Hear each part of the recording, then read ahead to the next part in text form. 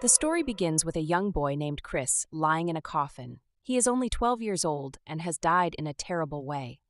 There are bite marks on his neck, which suggest something very dark has happened to him. A small crowd has gathered around his coffin, and their quiet conversations and fearful looks create a heavy feeling in the air. People point at the bite marks and talk about how there is no blood left in Chris, leading them to think that a vampire might be involved in his death. Some villagers are shocked because they have never seen anything like this happen in their peaceful village before. The mood is tense as they begin to suspect a little girl named Suha who is hiding behind a tree. Suha arrived in the village not long ago, and ever since then, strange and bad things have been happening. Not too long ago, Chris's house caught fire, leaving everyone unsettled. Now, with his death hanging over them like a dark cloud, they can't help but wonder if the bad luck is somehow connected to Suha. As the villagers mutter among themselves, some being to wonder whether the rumors about that strange girl is true.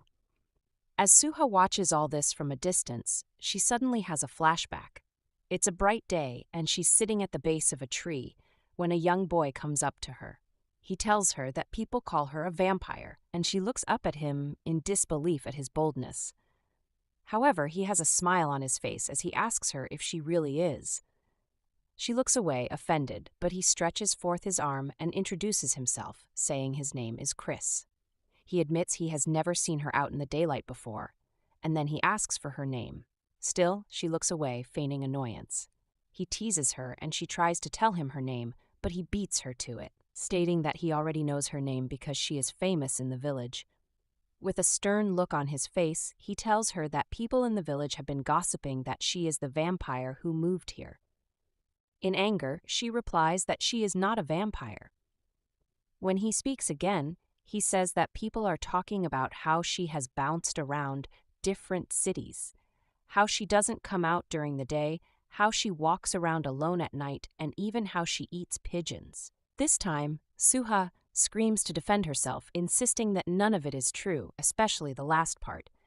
Chris has a relieved look on his face as he says he had thought so. Suha drops her shoulders in exhaustion, wondering why there are such weird rumors going around about her. Chris advises her to come out during the day so that she can tell everyone that the rumors are untrue. However, Suha believes that no matter how many times she tries to clarify, no one would ever believe her. As a child, her parents had discovered that she had a strange ability and told her never to use it or show it to anyone, fearing that people would misunderstand her. They warned her not to draw any attention because if others saw her using that ability, even by accident, they would think she was a vampire. Even then, Suha had wondered why she was cursed with such an ability. What if she really was a vampire? She was scared that the rumors might be true. As she gets lost in her dark thoughts, Chris interrupts her, telling her that he doesn't believe for a second that she is a vampire.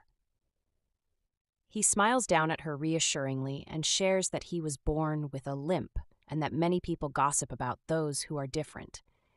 He reveals that once someone said his parents regretted giving birth to him because of his limp. Likewise, he was scared that it might be true, but not anymore, as he knows for sure that his parents love him. This realization has helped him ignore stupid gossip. He laughs and stretches out his arm once more to Suha, telling her that they should be friends. This time she takes his arm and agrees to be his friend. It's her first time having a friend. In the following days, they play together and engage in various fun activities, filling their days with joy. Wanting to share her secrets with someone is something Suha has never experienced. But with Chris, things become different. She confides in him about her secret, and he is surprised. When she tries to tell him that it's just a weird ability, he disagrees, reassuring her that it is a special ability and very cool. It surprises Suha that Chris is not scared of her, despite her worries about possibly being a vampire. He tells her he is not afraid because he knows her. However, she still fears that the rumors might be true. To make her feel better, Chris asks her to try biting his neck, but she recoils at the request. She refuses, telling him that something might go wrong, but he reassures her that it's okay because he trusts her. Still uncertain about herself, Suha hesitates. Chris informs her that she doesn't have to do it right now, but when she believes in herself enough, she should promise to bite his neck. As Suha watches him, she realizes that for the first time in her life, she has someone who trusts her more than she trusts herself. Meeting Chris is the best thing that has ever happened to her. She enjoys every moment spent with him and looks forward to what is to come. She asks him if they can go see fireflies together next week and tells him that she will come to him this time, to his village, his home. Since he has always been the one to approach her first, this time she promises to visit him. The following week, Suha goes to look for Chris at home but encounters an unbelievable sight. His house is on fire and he is still inside. There are people gathered outside, watching the inferno. By this time, the entire ceiling has collapsed. As she tries to move forward, someone tells her that she can't go inside because the fire has spread too far. But she thinks to herself that she must save Chris because he can't run. With that, she stomps away with her superhuman speed towards his house. Even as she runs, she recalls her parents' words warning her not to use her ability and not to reveal it to anyone, fearing that people would misunderstand her and think she is a vampire. But Suha doesn't care. She speeds towards the burning house because it doesn't matter what people say or what they think of her. She won't let their dumb words lead her by the nose. She crashes into Chris's house and looks around for him. Likewise, she has made up her mind to use her ability to save him. She finds him trapped under a pile of rubble and casually lifts it up as if it weighs nothing. He looks up at her in surprise and relief, glad that she came to save him. With tears in his eyes, he tells her that regardless of what people say about her, he trusts her, because someone with such a kind heart can never be a vampire. Together they cry. Until now, Suha had thought that there was only misfortune in her life. But now she knows that all those hardships were stepping stones to meeting Chris and learning to value him as a friend, to never lose someone as precious as him. But now all of that is lost, because presently Chris is lying dead in his coffin and is no longer with her. In the next scene, we see a magnificent building, a school. It has a new student, which hasn't happened in a while. We see two people walking in the hallway, a woman and our little girl from the village. Suha is all grown up now, indicating that this is several years later. Her guide introduces her to Decilis Academy, explaining that the academy operates as a night school with classes starting at 9 p.m. Though it might be confusing at first, she reassures her that she will get used to it soon. As they continue to walk, the woman informs Suha that there aren't any rooms available in the new dormitory, so she has been assigned to a room in the old one. However, she adds that it might be messy since no one has been using it. As they walk, the guide tells Suha that the school rules do not permit students to exit the campus after sunset. She specifically advises Suha to stay inside for her own safety, especially in light of a recent murder nearby, which is rumored to have been committed by a vampire. The woman goes on to say that since the school is well known for its strict entrance system, students shouldn't run into any vampires on the school grounds. However, it may be dangerous outside. As they walk and talk, they run into a male student, and Suha is startled by him for a moment. We can't really blame her, though. He's smoking hot. The boy looks down at her, apologizes, steps aside, and walks away. She turns back to watch him before continuing with her guide. As they walk away, the boy turns around and watches them. Maybe he's got his eyes on her too?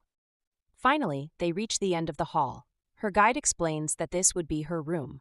She apologizes that it's in a far corner, away from the other rooms, but assures her that a new room would be ready as soon as there is a vacancy. Suha replies that it's fine and that she likes it here, then thanks the woman. Her guide tells her to settle in and get some rest before walking away. The moment the door closes behind Suha, she takes in the extremely messy room and can't believe her luck. She jumps in excitement because she finally has a room. As her eyes sparkle with joy, she hopes that her guide hadn't noticed just how happy she was. Suha recalls that this is the best high school in Riverfield, known for its strict policy against vampires, so she will never be mistaken for one. She cries happy tears because people have always thought she was a vampire, all because of her strange abilities. Thanks to that, she had to move over and over again. A dirty room in the corner is absolutely no big deal. She just has to clean it up. Hurrying about trying to tidy the room, she suddenly remembers how her stupid ability has done her no good. Then, out of nowhere, she has a flashback of when she saved Chris, recalling that this is the only good thing her ability has ever done for her. But now she realizes she will never be able to see such trust in anyone else's eyes again. The creaking of her door interrupts her thoughts, and Suha turns around to find someone at her door.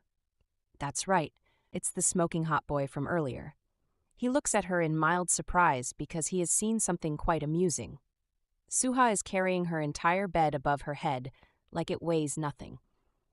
They both freeze and stare at each other in an awkward silence until the boy finally closes the door behind him. He stutters, saying he left his book in her room. Shaking off her shock, she quickly sets down her bed and rushes to explain herself. She tells him that what he just saw isn't what it looks like, and even though he might not believe her, because nobody ever does, she insists that she really, really isn't a vampire. As she struggles to find the right words, tears start streaming down her face, surprising the boy. She feels like everything she worked for to get into this school is ruined. The boy calmly tells her that he believes she isn't a vampire because he trusts her. She looks up, shocked. He goes on, explaining that vampires can't enter the school because it has strict rules. Plus, he can see how upset she is. With gratitude in her eyes, Suha thanks him for believing her. She says she's sure everyone else feels the same, but she really, really, really doesn't want to be thought of as a vampire. As she says this, her eyes suddenly flash with intense hatred, making the boy take a step back. A cold sweat breaks out on the boy's face, and he looks down, appearing a bit sad for a moment. Meanwhile, an excited Suha starts chatting happily. She explains that she is really thrilled to transfer to this academy because there are no vampires here. The boy forces a smile and tells her she's right. Suha continues with great joy, saying she won't be mistaken for a vampire anymore, which makes her really happy. The boy tells her it seems like she has had a tough time, and she replies that it's difficult to put into words. She mentions that she has been mistaken for a vampire countless times, all because of those stupid vampires. She explains that her parents told her that before she was born, vampires were just fictional characters in stories, but now she doesn't understand why things have changed. The boy looks down again, seeming lost in his thoughts. Suddenly, Suha realizes she has been talking too much and remembers that the boy came here for his book.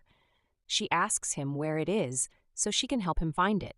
He says it's fine and that he can get it himself, but she quickly searches and finds it. She's surprised to see that it looks ancient. The boy tells her he has a thing for old books. Then, she asks if that's why he chose Celis Academy, since the school has a reputation for having plenty of old books. The boy seems at a loss for words and struggles to answer, but he quickly agrees. She doesn't notice his discomfort and starts chatting again. She shares that her hobby is reading too, and since she didn't have many friends, she spent her time reading. Not only that, but she remembers that the only friend she ever had was Chris. Likewise, she adds that she has never seen anyone read books like this because not many people read these days. Furthermore, she asks him what the book is about, and he looks confused for a moment before saying it's just some old stories. He seems to be waiting for her to hand over the book. She then says she would like to read it later, and he smiles awkwardly. When she finally notices his discomfort, she apologizes and he asks why she's apologizing. She explains that she didn't realize she was keeping him for so long because she got too excited. She adds that it's been a while since someone talked to her like a normal person. He tells her not to worry about it because he enjoyed talking to her. She hands him his book and he thanks her, saying he will leave now. She says goodbye, and once the door shuts behind him, she realizes she should have asked for his name and suggested meeting again. Not only that, but she thinks it was her chance to make a friend, and she messed up. Suddenly, the door swings open again, surprising her as the boy comes back. He says he forgot to ask for her name, and she gets flustered, telling him her name is Suha. He says it's a pretty name, and her face heats up even more. She fidgets, and there's an awkward pause until the boy asks if she would like to know his name too. She stutters and quickly says yes. Then she asks for his name. He laughs with his eyes closed and points out that she's asking because he mentioned it first. However, he still decides to tell her. He says his name is Haley and that he is in 12th grade at Decellis Academy. He then asks her to be his friend, and she agrees, saying she would like that. Finally, he waves goodbye, saying he will see her around, and the door closes behind him again. Suha can't believe her luck in making a new friend, a smoking hot one at that. Later that day, Healy is in the hallway when someone calls his name. He turns around to see a boy with red hair named Gino. Gino tells Healy he has been looking for him since the guys are about to head out without him. Healy apologizes and explains that he was talking to the new student. Another boy pops up behind Gino, curious about the new student, saying he heard there's a girl who just transferred. Healy confirms this and mentions she's in the old dormitory where they used to hang out. This surprises Gino, and he seems worried about the idea of the new girl living in that uncomfortable storage room. The other boy says he liked that spot because it was in a corner where the sun doesn't shine. He seems sad that they won't be able to go there again. Healy says they might be able to, if they become friends with Suha. He addresses the other boy as Shion, telling him that it's possible, since Shion is good at making friends. Two other guys walk over and join the conversation. There's absolutely no end to the gorgeous men in this school. The one with blue hair, Solon, asks Healy what he means by becoming friends with a human. Shion and Gino turn to look at the newcomers. Healy explains that he told the girl his name and asked her to be friends. He mentions her name is Suha. The gray-haired guy, John, tells Healy that Solon is right and they shouldn't hang out with other kids. Healy understands Solon's concern but says there's something different about Suha. She's similar to them, but not exactly the same. Shion asks if she is one of them, and Gino is curious about how she was able to enter their school. Solon looks angry and says there is no more one of them and that they are the only ones left. Healy admits that Suha is not one of them, but insists she is different. He says he feels drawn to her for some reason. Shion teases Healy, asking if he has fallen in love with Suha. Solon replies that they don't have emotions like that and shouldn't have them. He says there is no point in befriending a human. John agrees and adds that being friends with the girl will only bring trouble. Solon then says they should all stay away from the new girl. Speaking of the devil, Suha chooses that moment to show up, and she hears him. Suha's face turns red as she realizes what Solon means. There's an awkward pause while Healy looks at her, and she knows he's noticed that she heard. He calls to her, and soon his 4 friends turn to look at her too. She feels bad, thinking they all hate her already. She suddenly remembers kids from her past who called her a vampire and didn't want to play with her. It feels just like back then, even though she really wants to get along this time. She's sure they're looking at her like those kids used to. But when she opens her eyes and looks up, she sees something different. All of Healy's friends have a look of wonder on their faces, which confuses her. She wonders what's going on and why they're staring. Shion is the first to move. He walks over with his hand out and says he's heard about her since she just transferred today. Shocked, Suha shakes his hand and says it's a pleasure to meet him. Next is Gino, who jokes that Shion is a troublemaker and tells her to stay away from him. He offers to be her friend instead and pushes Shion aside. He introduces himself and shakes her hand, and she says hello back. Then comes John, who introduces himself as well. Way to go with the betrayal, John. He tells her not to mind what she heard earlier and reassures her that none of them agree with Solon. The blue-haired pretty boy clenches his teeth, furious by John's sudden switch, and bites back a reply. Suha thanks John, then glances at Solon, wondering why he seems to dislike her. He notices her looking and turns away, refusing to introduce himself. This makes her sad, as she senses that he definitely hates her. Though she's used to this kind of reaction, it sort of stings. Still, it's the first time anybody is welcoming her like this, especially since the guys seemed cold at first. She wonders if they're all Healy's friends and what he must have told them about her. Solon asks the others what they're waiting for so they can leave, but John tells him to go ahead without them. Really, John? Finally, Healy speaks up. He asks Suha where she's headed, and she says she just wants to explore the campus. He offers to give her a tour, starting with the library, since she likes reading. Suha is happy about this, and Xian asks if he can tag along too. She agrees, and John jumps in, saying he'd be glad to show her around as well. Gino suggests they all go together, leaving Suha a bit flustered. Solon looks at them in disbelief and asks if they're really going for just a campus tour. Xian says Solon doesn't have to come, but Gino insists he should join them. A little later, they all arrive at the library and Xian begins introducing it. Suha is impressed by all the books and asks Healy about the one he was reading earlier. He explains that it's really old, so she would need special permission to borrow it. When she looks disappointed, he promises to tell her about it when he's done reading it. She thanks him. Xian keeps showing her around, leading her through the 9th grade classrooms and explaining where the 10th, 11th, and 12th grade classes are. He mentions he's a 10th grader like her and that John and Gino are in the 11th grade. He intentionally doesn't say anything about Solon and Suha doesn't ask. When she looks at Healy, eager to know about his grade, Xian explains that he is in the 12th grade. It surprises Suha, and she comments that even though they're in different grades, they seem really close. She seems to think it's really cool, but Xian flinches, and the group falls into an awkward silence. Healy jumps in to save the moment, telling her they all grew up together. Suha looks at him in disbelief because there's no way they can all be brothers. She asks him what he means by his statement, and he tells her that they're all from the same orphanage, and none of them have parents. This surprises her, and she apologizes. The others smile awkwardly, but Solon gets angry. He asks Healy why he would tell her that, but once again he is blissfully ignored. They move on with the tour, heading to the field. Gino says everyone is busy practicing for the nightball game and the others are probably there. Suha asks Healy who the others are, and he explains that they usually have a group of 7.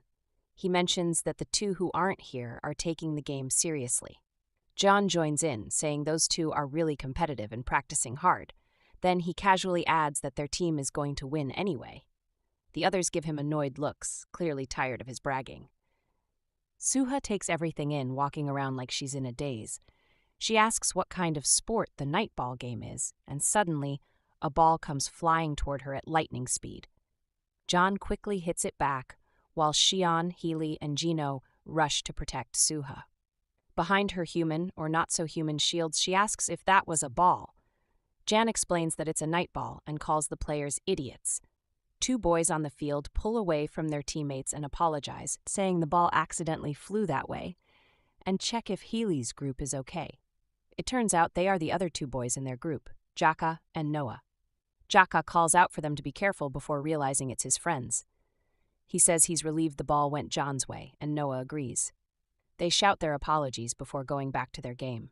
John, fuming with anger, calls them unsavory names. Then he turns to Suha, asking if she's okay, and if it scared her. Oh, but she's fine, safely held in Heli's arms, like nothing else matters in the world. But this is reality, not a fairy tale, so somebody has to snap back to reality. She hesitantly calls Healy's attention, and when he realizes he's still holding her, he quickly pulls back. He apologizes and asks if she's okay. She tells him she is, thanks him, and feels her face heat up. She also thanks everyone for the tour.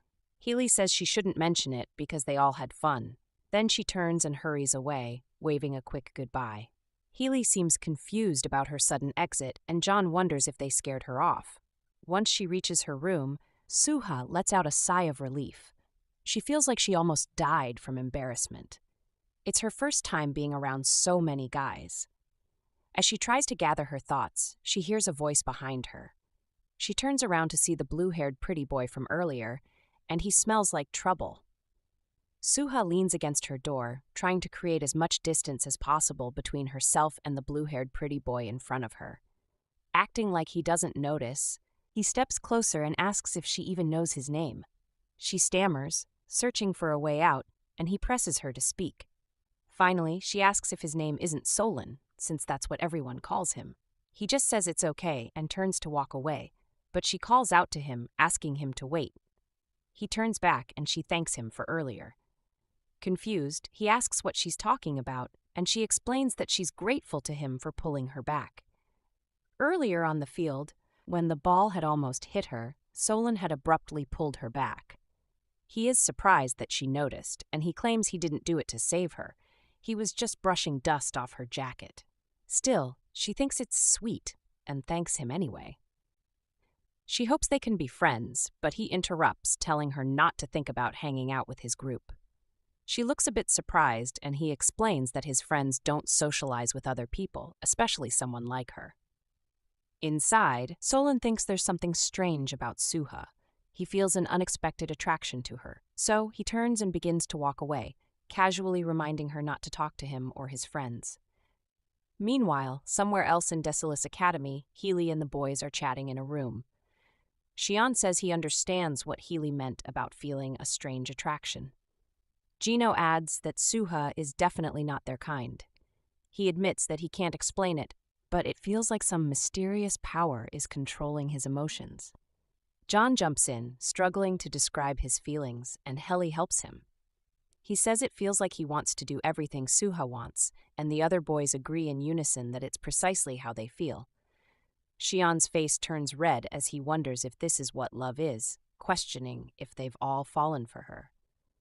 Gino laughs, saying there's no way they could feel such an emotion, and John agrees, stating it's something much stronger than that.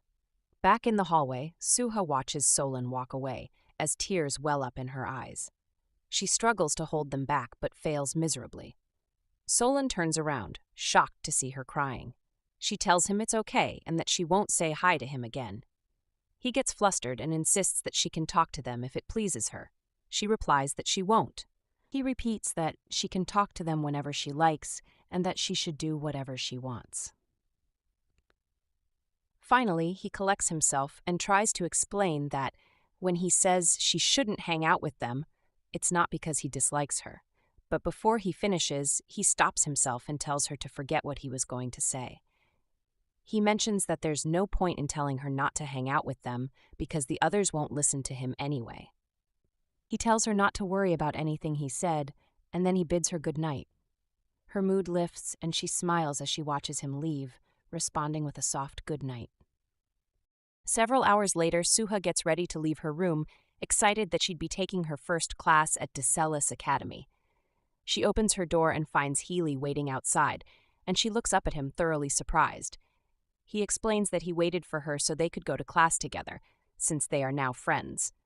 Suha beams and bounces along beside him, wondering if he was worried she might feel awkward being the new girl. He seems so nice. As they walk, people call out to Healy, and he chats with them. She's surprised by how popular he is, but is it really surprising, though? I mean, he's smoking hot and sweet, not to mention tall. Poor Suha begins to feel a little down, wondering if he treats everyone like this. He notices her change in mood and asks if he's making her uncomfortable. She quickly reassures him that it's not him, but rather she's worried she's making him uncomfortable. Her face heats up, but she continues speaking. She mentions that they've all been close since childhood and wonders if it's okay for someone like her to just join in. Healy laughs, saying that's ridiculous, and asks if Solon said that. She's surprised he knows, but quickly replies that Solon didn't say that. Healy explains that the blue-haired pretty boy didn't mean any harm and that she shouldn't worry about it. He states that the reason Solon had said that wasn't because of her, and she suddenly recalls Solon struggling to tell her something, but withdrawing at the last moment. Healy tells her that it's because they have a secret, and she jumps back in shock. She asks him if he just spoke to her in her head, and he informs her that she's correct. It's telepathy. He continues to communicate with her mentally, mentioning to her that he's only showing this to her because he trusts her. Speaking out loud, he wishes her good luck in her class. And she's still stunned as she tells him good luck too. When she reaches room 101, Xian welcomes her, excited that they are in the same class. She feels relieved to be sharing a class with him, and he asks her to come sit next to him.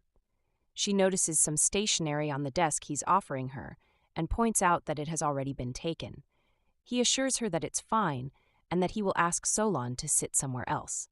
A cold sweat quickly breaks out on her face, and she turns around to peek at Solon, who seems to have mysteriously appeared. As she takes a chance to catch a glimpse of Solon's face, she notices the expression he's giving her and hurriedly rejects Xion's offer. She says Solon can keep his seat and that she will find another, but he tells her to forget it. He looks away and states that he will sit somewhere else, urging her to just sit down. He ends up sitting behind her, glaring at the back of her head for the entire class. When the bell rings, Xion asks Suha what she plans to do now that classes are over.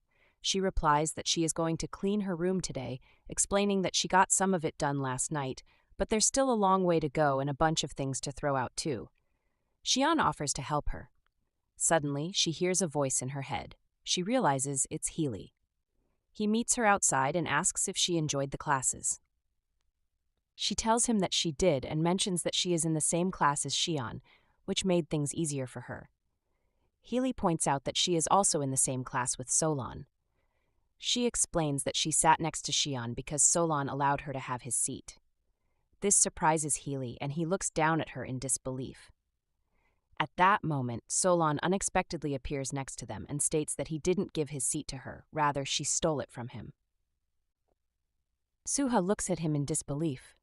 Just then, John walks up and says it is expected of Solon to give Suha his seat and that he should mind his manners. Gino agrees, saying that Suha is new, so they should be nice to her. Xion suggests it's even appropriate for Solon to just stand at the back of the class next time. Our blue-haired pretty boy fumes, glaring at his annoying friends. Standing slightly apart from the rest, Suha informs Healy that she told the boys she'll be cleaning her room today, and everyone offered to help. Using telepathy, he asks her if he can join, and she replies outwardly that he can come along. Solon watches the two of them suspiciously. When they get to Suha's room, she finds it difficult to control the boys as they set to work. She tells them that she can do the job herself and tries to stop them from doing too much. John refuses. He mentions to her that she can just stand there and watch while he busies himself with work. Gino says it will only take them a second, and Xion claims cleaning is his favorite thing to do in the world. Solon glares at him, knowing that he is lying. Still, Suha is flustered. She insists that she wants to help too, so it doesn't feel like she's using them. She offers to carry a box, and when John moves to stop her, she picks it up, asking him why she shouldn't carry it. A sudden clattering sound comes from the box, and she looks down at it in her hands. John freezes in place and says Suha is not supposed to carry the box because there are 100 kilograms of dumbbells inside it. Her mouth drops open in shock as she realizes they can all see her effortlessly carrying something that heavy. A dead silence envelops the room as all 5 boys stare at the dumbbells in her hands. She panics, knowing that she has exposed her secret, and Healy comes up behind her, offering to take the box from her. With telepathy, he tells her that it's okay because he also has an ability just like hers. He asks her if he scares her, or if she hates him for it. She outwardly replies that she could never hate him for it. Once again, using telepathy, he informs her that it's the same for him and his friends. Solon realizes what is going on and, using telepathy, asks Healy if he just revealed that he can use telepathy to Suha. Gino breaks out in a cold sweat while Xion and John watch in tense silence. Healy smiles reassuringly and uses telepathy to tell everyone that he had revealed this secret to Suha earlier that day. It only serves to enrage Solon even more, and John looks horrified. Speaking out, Healy asks Suha if she would keep this secret, and she agrees that she will. She swears that she won't tell anyone, and Healy says they should both keep their secrets between them. She nods in agreement. He tells her that he thinks her powers are really cool, and she notifies him that his are cool too. She says she was a little surprised at first, but that telepathy is really neat. As the mood in the room seems to relax, Xion appears behind Suha, sticking to the wall upside down. He shows her that this is his power, and Solon tries to caution him. John follows suit and picks up the dumbbells with his index fingers, explaining that they are actually his and rotating them effortlessly with his index fingers. Once again, Solon tries to caution him as well. Gino hops on the bandwagon, producing fire with his hands, and asks Suha to tell him whenever her hands get cold as he showcases his power. Her eyes glitter in excitement as she watches their different special abilities. Solon seems thoroughly disappointed in all his friends. When Suha turns to look at him expectantly, he gets mad at her. He tells her not to stare because he doesn't have anything. She gives him a pitying look, and he realizes that she has misunderstood him. His face heats up, and he hurriedly explains that he has special powers, but he's not going to show them to her. He then tells the others that if they are done cleaning, they should move along. Then he walks away and slams the door. He waits for them outside, his face completely red. Healy takes it as his cue to leave and announces to Suha that they'll be leaving. He wishes her good night, and she thanks him for today. The rest of them wave goodbye to her and leave. When the door shuts behind her, she feels relieved that she made such nice friends and that she isn't the only one with special powers. Although she wonders if the others felt this way when they saw her, she can't imagine how they all came to have special abilities. She begins to suspect that they might be vampires, but she quickly stops herself. She remembers how she suffered from being misunderstood her whole life, and she decides she's not going to do what those bullies did to her. Healy is the only one who has trusted her since Chris, and she reminds herself that she has to trust him too. She entertains the idea that there can be people like Healy and his friends, just as there's someone like her in this world. She's glad to know that she's not alone anymore. Several hours later, the moon is full outside and the night seems peaceful. We see 4 boys jumping over the fence and breaching Decelis Academy's territory. One of the boys tells his companions that the air reeks of their enemy's stench and angrily asks where the vampires are. The 4 mysterious boys gather together, and the one in front asks if this is the school where the vampires are. He seems to have the angriest look on his face. Meanwhile, Suha is in her room.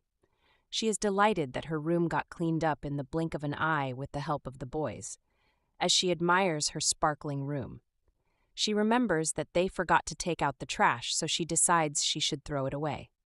Furthermore, she steps out with the trash bag. And as she walks along the quiet path, she notes that the way to the dump is a lot darker than she had thought, and also far. Since classes start at 9 p.m. and end around 2 a.m., it gets pretty late whenever she tries to get some things done. She suddenly remembers the words of her guide on the first day she arrived, telling her that there was a murder that happened nearby recently, and rumor says it was the work of a vampire. She suddenly feels frustrated that that conversation would come to her mind now of all times. Likewise, she mutters to herself that she wants to tell people who think that she is a vampire that she is also scared of vampires too. As she gets rid of the trash bag, she decides to hurry back. Suddenly, she feels a looming presence behind her, and a male calls out to her as his hand reaches for her. She sees his hand coming at her, and she dodges, grabbing him and throwing him over her shoulders, slamming him into the ground. She pants, almost out of breath, and asks him who he is and if he is a vampire. Not only that, but she notes that he is wearing a uniform, and 2 other boys run up to her from behind, calling to their companion and asking if he is okay. Suha fears that they are about to attack her, and one of them actually jumps to take a swing. However, he notices at the last moment that she is a girl and tries to pull back, but it's too late. She catches him with a punch to his stomach, and he falls to the ground. His companion rushes up to him to check if he is okay, and he is surprised to see that a girl took down both of his friends. He asks Suha what she is, and she responds that she should be the one asking that question. She asks if they are vampires, and the boy recoils, telling her to take back her words because they are not vampires. The final person in the group walks up to them, and boy is he handsome. Those glasses definitely add to his charm.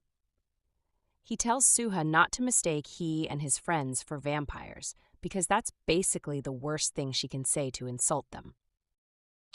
The boy who had tried to attack her earlier tells her that he can't stand anyone mistaking them for vampires.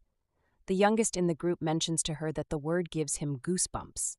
The first guy who approached Suha informs her that they hate vampires more than anyone in this world. Her eyes pop in surprise at the venom in his voice as she realizes that this is precisely what she had sounded like the day she had said those words to Healy. She mentions to the boy that she also hates vampires, and then she introduces herself. Moving forward, she apologizes for earlier, saying she was just surprised. The first boy she attacked, Khan, says it's okay, and he equally apologizes for startling her.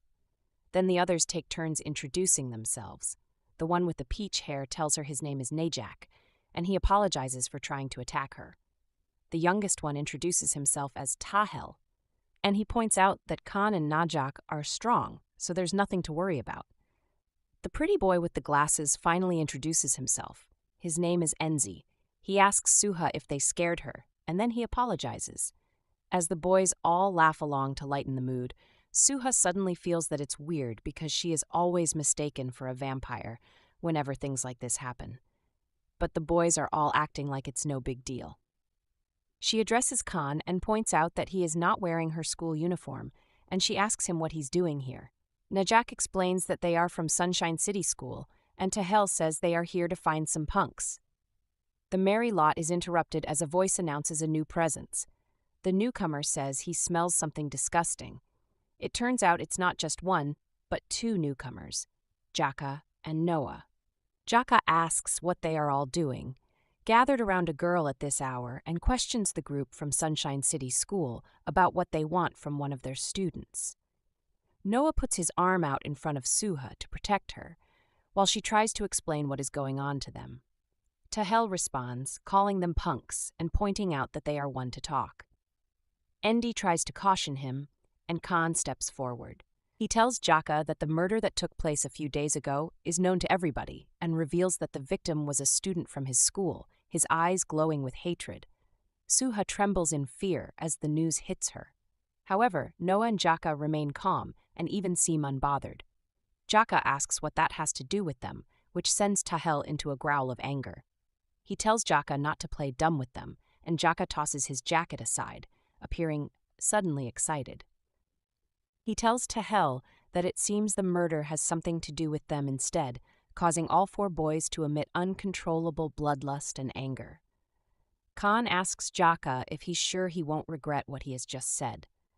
Jaka arrogantly points out that the Sunshine City School guys came here under the bright moon because they know they wouldn't normally have a chance against them. Najak growls and rushes to attack, and Jaka does not hesitate either. He makes a dash for the other boy. Suddenly, Suha appears between them, stretching out her arms to stop them.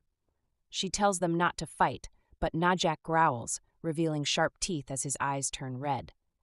Jaka, on his part, is completely shocked that Suha was able to stop him. He wonders how she is so strong. Noah comes up behind her and tells her they had assumed the boys from the other school were messing with her, but Suha explains that they weren't. It was only a small misunderstanding, so nobody should fight. Noah and Jaka seem to freeze at her words. A voice comes from behind all of them, announcing another presence. They all turn around to see Healy, who asks what they are all doing out here at this hour. The boys from Sunshine City regard him with cold looks. Suddenly, he sees Suha and his expression changes. He tells everybody to step away from her immediately. Suha is surprised to see Healy. She tells him there was a little misunderstanding while she was taking out the trash, and he continues to step forward. He gets close to her, concern written all over his face, and asks if she's okay. She reassures him that she's fine, and he replies with relief that he's glad she is. Then he suggests they hurry back inside, stating that it's not safe for her to be out at this hour. He offers to walk her to her room. However, she turns back to glance at the boys from Sunshine City School. She attempts to ask Healy to wait, but Khan beats her to the punch. His words cut through the air as he asks Healy who gave him permission to leave, and stating that he isn't done talking yet. Healy turns to regard Khan with cold, challenging eyes. In a firm voice, he notifies Khan that he is, in fact, done talking, suggesting that Khan and his boys should get off his campus right now. Khan doesn't mince words. He accuses Healy and his friends of being involved in the death of a student from Sunshine City School. Healy shakes his head, insisting that Khan has the wrong person. Najak interjects, asking if that's all Healy has to say in his defense. Noah chimes in, defending his group by stating that they wouldn't do something as horrible as that. Tahel, however, challenges them with a pointed question. He asks if they can prove that they didn't do it. In response, Jaka counters, asking Tahel if he can offer any proof that they are the ones responsible for the crime. Khan confidently reveals that they wouldn't have come here if they didn't have evidence. Healy adopts a nonchalant air, shrugging off the accusation. He retorts that even if it truly was he and his friends who committed the act, what could Khan and his boys actually do about it? Suha stares at him in shock, taken aback by his bravado. Tahel, unable to contain himself any longer, rushes forward, declaring that he always knew it was Healy and his friends who were guilty. Healy turns to confront Tahel, but Suha quickly intervenes, placing a hand on Healy's chest to stop him. She pleads with him not to fight and turns to the other boy, urging him to stay back. Tahel halts in his tracks, glaring at Healy with obvious hostility. Just like that, Healy's demeanor shifts once again. He begins to act sweetly, offering up an apologetic smile as he turns to Suha. He sincerely promises not to fight and expresses regret for scaring her. Finally, he turns to Khan and explains why he and his friends might be viewed as suspects. He fervently swears that they are not the ones responsible and hopes that Khan believes him. Tahel interjects again, questioning Healy about why he would expect them to simply trust him. Healy responds that they do not have to believe him outright, but they should refrain from fighting here because it is scaring Suha. Khan and his friends glare at Healy, considering the situation anew. In an effort to reduce the tension, Healy suggests that if they are determined to fight, perhaps they could settle their differences at the upcoming nightball tournament. He suggests resolving their issues through the spirit of sportsmanship rather than through a fist fight, flashing a hopeful smile. However, Khan does not seem ready to back down just yet. Finally, he turns to Suha and tells her that he and his group will only leave for her sake, adding an apologetic note for startling her earlier. Afterward, he directs his attention back to Healy, stating firmly that the incident has nothing to do with the nightball game. He cautions Healy and his friends to behave, promising that he will be keeping a watchful eye on all of them. As an afterthought, he expresses his anticipation for crushing Healy in the nightball game. Healy responds confidently, stating that he and his friends will remain vigilant. Khan then shifts his focus to his friends, announcing that they are leaving. Tahel appears reluctant to go, voicing his frustration as he asks Khan if they are really just going to leave things unresolved, grumbling all the way as Khan begins to walk away. As the werewolves exit, Najak expresses his anger that Healy believes his team will win this year's nightball game as well. He asserts that everyone on their team will be back for this game, insisting that they stand a real chance at beating Healy's group. As they watch the others leave, Healy asks Suha if they should get going, and she agrees. Together, their little group begins to head back inside. Once they enter the hallway, he apologizes for almost getting into a fight in front of her, and she tells him not to apologize because he stopped right when she told him to. She says that's all that matters. Inwardly, she thinks about the strange, almost disaster that occurred earlier. At that moment when Heli had turned to face Tahel, even though he hadn't done anything yet, she felt compelled to stop him. It was as if something terrible would have happened if she didn't. She glances at him, feeling a variety of emotions. Somewhere else on the Decelis Academy grounds, we see Solon facing the full moon with an arm outstretched. His fingernails elongate and icy blue fur begins to spread across his arms. He looks worried and upset as he watches his body change. Suddenly, from behind him, he hears a voice. It's Enzi. He isn't surprised that Solon is a werewolf. He says they have met before. Then he introduces himself and points out that Solon is of mixed race. Sit tight because things just got a lot more complicated. Solon steps away from the lone werewolf, telling Enzi that he is not one of them. In reply, Enzi says that there's no need for Solon to hide it because he saw everything that just transpired. Putting that aside, he asks how a mix of vampire and werewolf is even possible, given that the two races have historically been enemies and are innately opposed to one another. He asks Solon how, against all odds, his existence came to be. Typical, Solon gets defensive. He asks Enzi about why he should give out such personal information. The werewolf shrugs and responds that Solon is not obligated to share anything. He emphasizes that he simply asked out of curiosity, nothing more.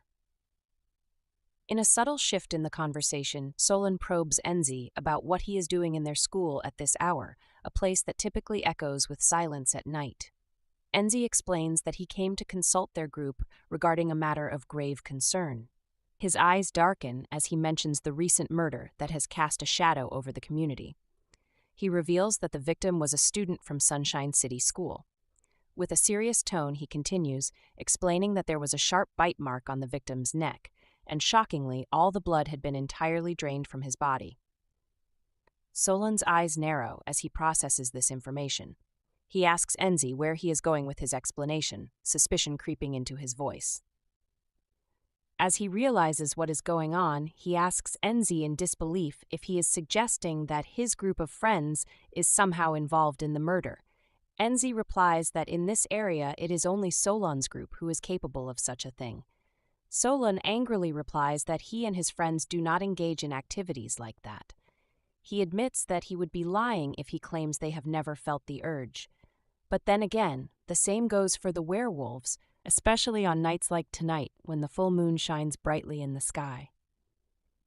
Enzi acknowledges that Solon is right because when the full moon is up, werewolves feel an intensified urge to return to their natural instincts. However, he emphasizes that he and his friends do not harm humans. Solon echoes this sentiment, insisting that the same is true for his friends. They are not like the other vampires. From his perspective, the other vampires are different from them. Enzi asks him why he thinks they are different. Solon pauses, taking a moment to gather his thoughts. He then reminds Enzi of his curiosity regarding his mixed heritage, half vampire and half werewolf. He says that his very existence should answer all of Enzi's questions. Though he admits he does not know how he came to be, nor do his friends possess any answers about their existence. It feels as if they were either created in some mysterious manner or awakened from a long, deep dream. Finally, he tells Enzi that the recent murder has nothing to do with him and his group of friends. He explains that people may lump them in with other vampires, but he and his friends do not identify with the other vampires. They see themselves as entirely separate from them. When he notices the expression on Enzi's face, he adds that he doesn't expect Enzi to believe him if he doesn't want to. He clarifies that he is not begging for his trust. Enzi simply smiles and replies that he hopes Solon is telling the truth, considering that Solon is, after all, also a werewolf like him. Just then, the sound of approaching voices reaches them. Enzi's friends are nearby, searching for him, and wondering where he has wandered off to all by himself. In a hurry, he tells Solon that he will be taking his leave. He adds that the next time they run into each other, he hopes Solon will at least acknowledge him. With that, he bids Solon goodbye and departs. Solon stands frozen to the spot, arms outstretched as if he had wanted to shake Enzi's hand before he leaves. Realizing what he was about to do, he clenches his fist in anger. Our poor blue-haired pretty boy has been left hanging. Back inside the academy hallway, the boys walk Suha up to her room door, and she thanks them for accompanying her. Healy suggests that they should take out the trash together next time, especially when it's late at night, and she replies that it sounds like a good idea. Turning to Noah and Jaka, she expresses her gratitude for their earlier intervention, asking if they came by to help after hearing all the commotion. They nod in affirmation, confirming her assumption. Suha then glances at Healy and asks how he had known she was there. He explains that he was just passing by, and she is thankful for his timely arrival. An unmistakable warmth fills her, and she tries to tell him that she is genuinely happy he stopped by, but she quickly catches herself and instead says goodnight. She turns to bid Jaka and Noah good night as well, offering them a sincere smile. Once she's gone, Jaka and Noah pounce on Healy. Using telepathy, they ask him who Suha is because she left a very memorable first impression. Healy explains that she's a new student who transferred a few days ago, and they haven't really had the chance to be properly introduced to her. Jaka asks what her deal is because he knows the girl is definitely not an ordinary human. He briefly explains that when he and Noah were walking back after nightball practice, they felt an unusually strong wave, and she was at the center of it. Furthermore, he mentions that it was such an overwhelming wave that he had never felt before, and Noah agrees with him. He says that when Suha had stopped them from fighting, they both froze. It was as if her words actually bound them in place. Jaka asks Healy if she is one of them, and he replies that she is not. With a sad expression on his face, he tells them how Suha hates vampires more than anyone else in this world. Inside her room, Suha runs the events of the night over and over in her mind. She thinks about how Khan had accused Healy and his friends of committing a murder that was allegedly done by vampires. She begins to wonder if he and his friends are really involved in the incident. Furthermore, she remembers Chris lying in a coffin with bite marks on his neck, and all she can think of is how much she hates vampires more than anything in the world. Enjoying this manhwa so far? Comment Suha below. Also, please support us by liking, sharing, and subscribing. Until next time, ciao!